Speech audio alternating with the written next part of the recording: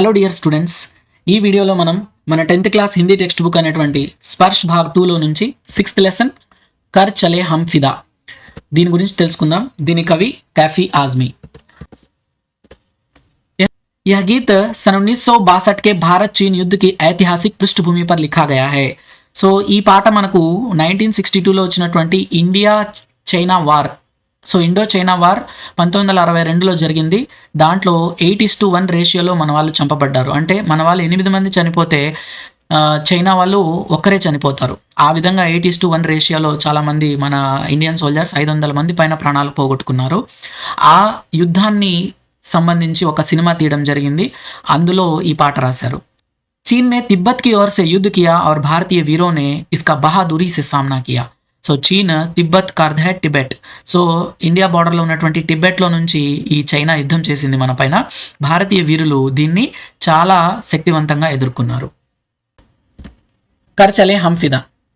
ఇక్కడ కవి कैफी आजमी, ఇక్కడ ఈ ఫోటోలో ఉన్న ఆయన कैफी आजमी,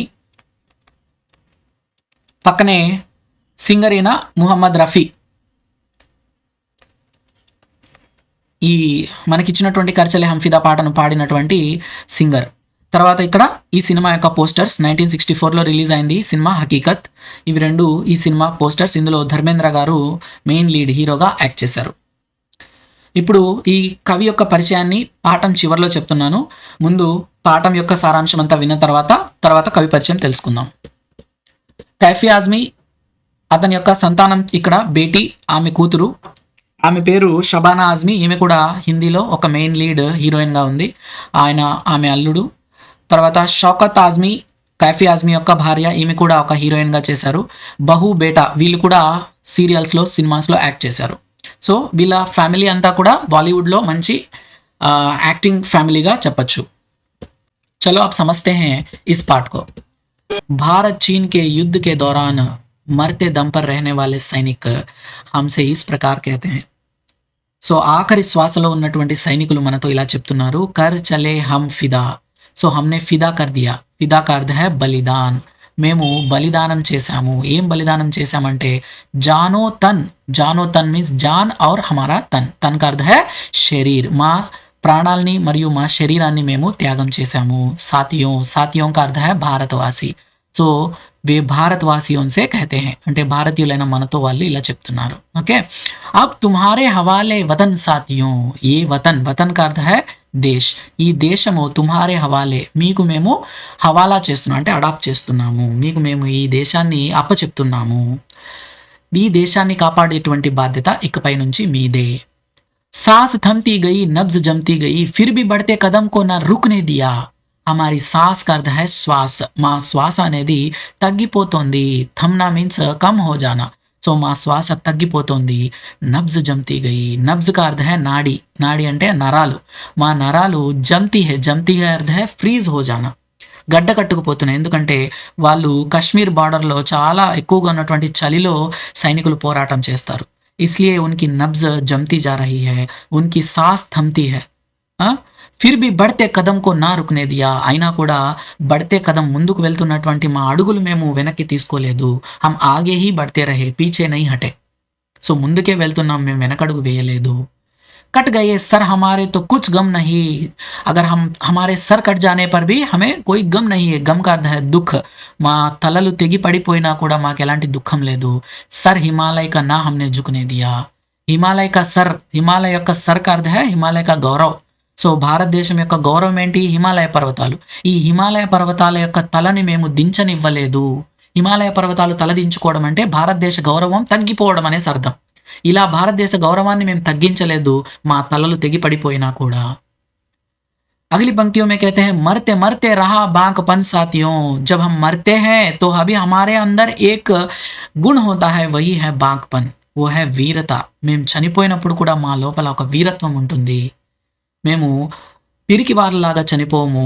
మేము పోరాటం చేస్తూ యుద్ధం చేస్తూనే చనిపోతాము.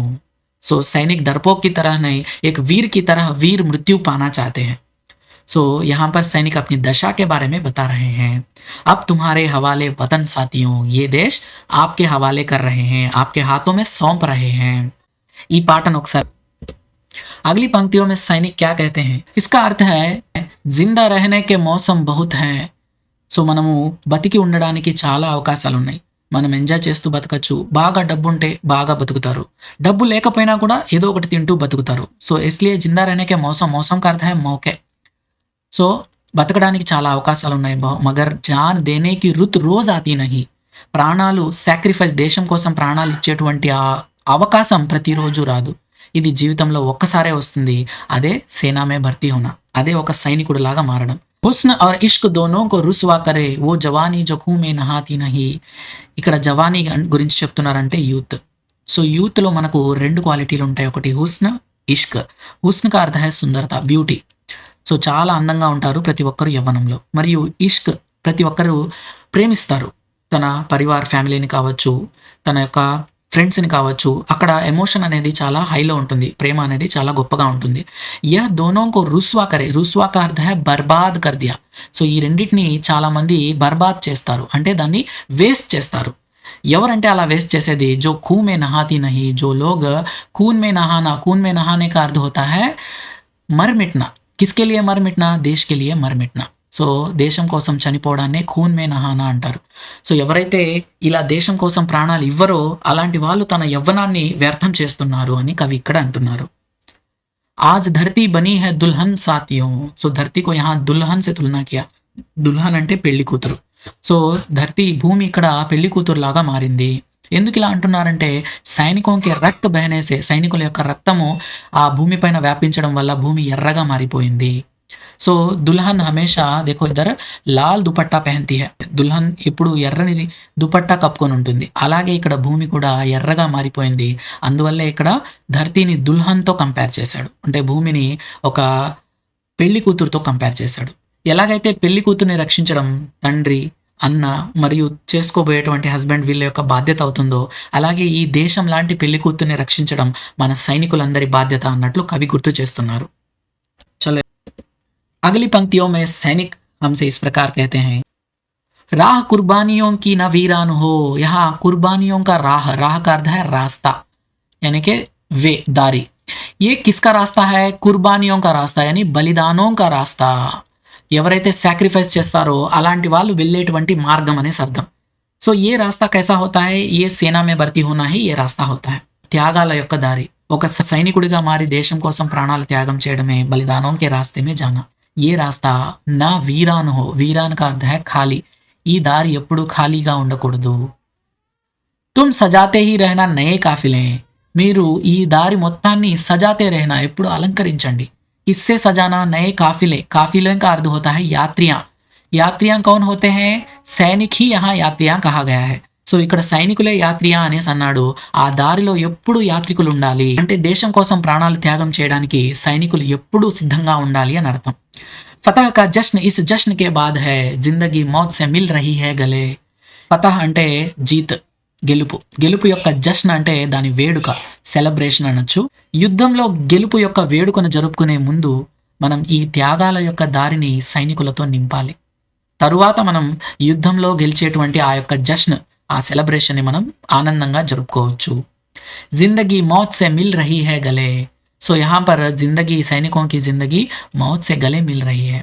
చావుతో ఆలింగనం చేసుకుంటోంది వారి యొక్క జీవితం. అంటే మౌత్ కా ఖతరా ఉన్కే జీవన్ మే హమేషా బనాయే రహా హై. చావు ఎప్పుడైనా రావచ్చు అనేటువంటి ఆ భావనతో బతుకుతారు సైనికులు. అగలి పంక్తిयों में सैनिक कहते हैं, बांध लो अपने सर से कफन साथियों. सर से कफन बांधने का अर्थ होता है मौत के लिए तैयार रहना. కఫన్ కా అర్థ హై మౌత్ కా కపడా. అంటే చనిపోయినప్పుడు మన పైన వేసేటువంటి క్లాత్ ని ఇక్కడ కఫన్ అంటారు. ఈ కఫన్ ని ముందుగానే తీసుకొని మీరు మీ తలలకి కట్టుకోండి అంటున్నారు. అంటే చావుకు మీరు ఎప్పుడైనా సిద్ధంగా ఉండండి. చావుకు సిద్ధపడి ఎప్పుడైనా సరే తమ ప్రాణాల్ని బలిదానం చేయడానికి తయారవమని సైనికులు మనతో చెప్తున్నారు. చలో ఉన్సే సునేంగే. అగలి పంక్తియోं में सैनिक इस प्रकार कहते हैं. ఇక్కడ సైనికులు రామాయణంలోని ఒక అంశాన్ని తీసుకొని మనతో ఇలా చెప్తున్నారు. खींच दो अपने खून से जमी पर लकीर. लकीर का अर्थ है रेखा. సో हम इस रेखा को अपने खून से, खून का अर्थ है రక్త్, మన రక్తంతో మనము భూమిపైన రేఖను గీయాలి. ఎలాగైతే లక్ష్మణుడు సీతాదేవి గారిని కాపాడడానికి లక్ష్మణ రేఖను ఎలాగైతే గీశారో అదే విధంగా మనం మన రక్తంతో భూమిపైన ఒక రేఖను, లక్ష్మణ రేఖను గీయాలి. इस तरफ आने पाए ना रावण कोई रावण इस तरफ आने के लिए डरना चाहिए. ఏ రావణుడు ఇటువైపు రావడానికి భయపడాలి. యహా రావణ్ కా అర్థ హై ఆక్రమణకారి. సో ఎవరైతే మన దేశాన్ని దోచుకోవడానికి వస్తున్నాడో అతనే రావణుడు లాంటివాడు, మన శత్రువు లాంటివాడు. వాళ్ళు మన దేశానికి రావడానికి భయపడాలి. అలాంటి లక్ష్మణ రేఖను మనం గీయాలి. అంటే మన శత్రువుల్లో భయం పుట్టించాలని సైనికులు మనతో చెప్తున్నారు. तोड़ दो हाथ अगर हाथ उठने लगे छू न पाए न सीता का दामन कोई. अगर कोई हाथ सीता का दामन छूने के लिए उठेंगे तो उस हाथों को तोड़ दो. సీతా కా దామన్ కా అర్థ హై సీతాకే సాడీ కా పల్లు, అంటే సీత యొక్క చీర అంచు. ఈ కనీసం ఈ చీర అంచుని కూడా ఎవరు తాకరాదు. ఎవరైనా ఈ చీర అంచును తాకడానికి చేయి లేస్తే ఆ చేతిని నరికేయండి అంటున్నారు. Okay, Ram Bhi Tum he Laxman సాథియో, మీరే రాముడు మీరే లక్ష్మణుడు. ఎలాగైతే రాముడు సీతను తన సర్వస్వంగా భావించారో అలాగే మనం మన దేశాన్ని సర్వస్వంగా భావించాలి. ఎలాగైతే లక్ష్మణుడు సీతాదేవిని రక్షించడం తన బాధ్యతగా తీసుకున్నారో అలా దేశాన్ని రక్షించడం మనం మన బాధ్యతగా తీసుకోవాలి. అలాగా మనమే రాముడు లక్ష్మణుడు ఇద్దరి పాత్రలను పోషించి మన దేశాన్ని కాపాడాలి. ఆప్ తుమ్హారే హవాలే వతన్ సాథియో, ఈ దేశం మేము మీకు సమర్పిస్తున్నామని సైనికులు మనతో చెప్తున్నారు. ये है सैनिकों की हम पर अपेक्षाएं.